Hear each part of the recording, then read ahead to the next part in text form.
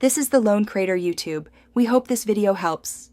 In this video, I will explain how to use your Apple Watch Ultra for swimming. To begin, simply open the workout app on your watch. You'll then choose between Pool Swim for indoor laps or Open Water Swim for lakes and oceans. Once selected, your watch screen will automatically lock, preventing any accidental touches from water. This ensures a smooth and uninterrupted tracking experience throughout your swim. Your Apple Watch Ultra provides comprehensive data to enhance your swimming.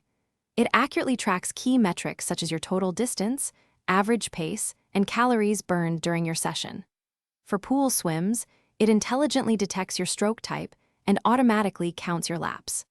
Remember, the Apple Watch Ultra boasts an impressive water resistance of up to 100 meters, making it ideal for various aquatic activities.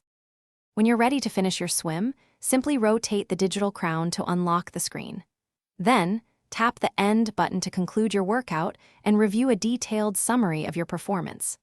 After your swim, it's crucial to eject any water from the watch's speaker.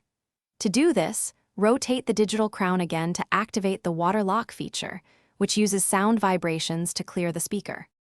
For the most accurate swim tracking, ensure your Apple Watch Ultra fits snugly on your wrist. This helps with precise heart rate monitoring.